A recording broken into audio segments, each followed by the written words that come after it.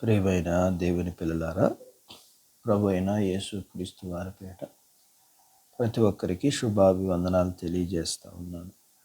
ఈ ఉదయకాలం దేవుని వాక్యాన్ని చదువుకుందాము.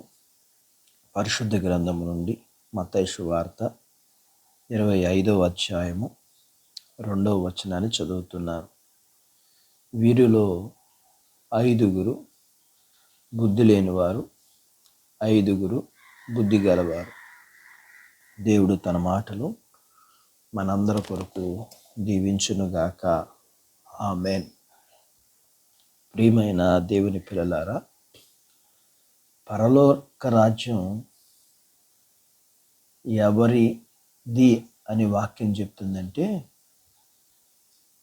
బుద్ధి గలవారిది.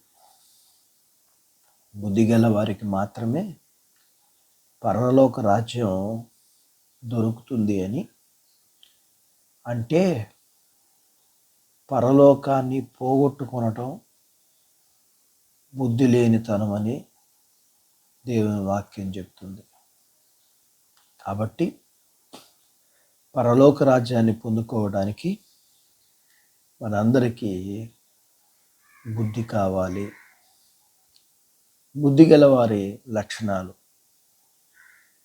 వారు బుద్ధి గలవారు చేసే పని విషయంలో శ్రద్ధ కలిగి ఉంటారు, ఆసక్తి కలిగి ఉంటారు. బుద్ధి గల వారి లక్షణం: పెండ్లి కుమారుడు వస్తున్నప్పుడు కన్యకులు వెలుగుతున్న దీపాలతో వస్తున్న పెండ్లి కుమారుడికి ఎదురు వెళ్ళి పెండ్లి జరుగుతున్న స్థలములోకి పెండ్లి కుమారుడితో కలిసి రావాలి. అందుకని పెండ్లి కుమారుడు ఎప్పుడు వస్తాడో తెలియదు కాబట్టి బుద్ధి గలవారు తమతో పాటు నూనెని సిద్ధపరచుకుని ఉన్నారు. అనుకున్నట్లుగానే పెండ్లి కుమారుడు రావటం ఆలస్యమైంది. అందరూ నిద్రలోకి జారుకున్నారు. అర్ధరాత్రి వేళ, ఇదిగో పెండ్లి కుమారుడు వస్తున్నాడు, అతన్ని ఎదుర్కొనుటకు రండి అని కేక వినబడింది. అప్పుడు కన్యకలు అందరూ లేచి దివిటీలు చక్కపరుచుకున్నారు. ఈ లోపల పెండ్లి కుమారుడు వచ్చేసాడు. అప్పుడు సిద్ధపడ ఉన్న కన్యకులు పెండ్లి కుమారుడితో కలిసి పెండ్లి విందులోకి వెళ్ళిపోయారు. తలుపులు వేయబడ్డాయి. బుద్ధి లేని కన్యకులు వచ్చి తలుపులు తీయమని అడిగారు. మీరెవరో నాకు తెలియదు అనే స్వరం వినబడింది. బుద్ధి లేని కన్యకులు వారికి అప్పగించిన పనిలో వారు శ్రద్ధ, ఆసక్తి చూపించలేదు. పెండ్లి కుమారుడు రావటం ఆలస్యం అవ్వచ్చని ముందు చూపుతోనే నూనెను సిద్ధపరచుకుని ఉండలేదు.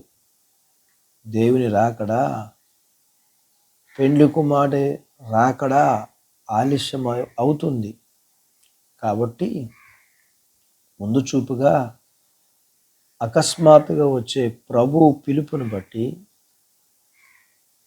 పరలోక రాజ్యం పొందుకొనుటకు ఇప్పుడే సిద్ధపడుచు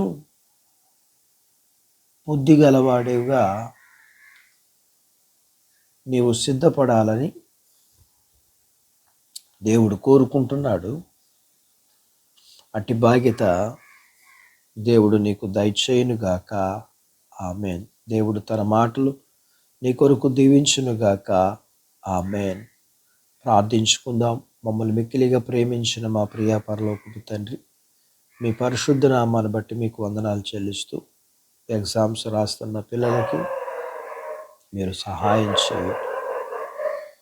వారు రాకపోకల్లో, చదువుల్లో, ఆరోగ్యంలో, ఎగ్జామ్స్లో మీరు సహాయం చేసి మంచి భవిష్యత్తు ఉంది. అలాగే వాక్యం విన్న మీ పిల్లలని, వారి కుటుంబీకులందరినీ మీరు దీవించమని, చదువుల్లో, ఆరోగ్యాల్లో, ఉద్యోగాల్లో, వివాహాల్లో, గర్భఫలాల్లో లేని వారికి ఇచ్చి, ఇచ్చిన వారికి సుఖ ప్రసూతి, ప్రసూతి తల్లి పిల్లలకు ఆరోగ్యాలు ఇమ్మని, నాయన మీ పిల్లల్ని మీరే అన్ని విషయాల్లో ఆశీర్వదించి నడిపించమని విన్న వాక్యాన్ని బట్టి బుద్ధిగల వారిగా పరలోక రాజ్యం కొరకు సిద్ధపాటును మీ పిల్లలకు మీరు ఇమ్మని యేసు ప్రభు వారి పేరట ఈ ప్రార్థన మీకు చేస్తున్నాను తండ్రి.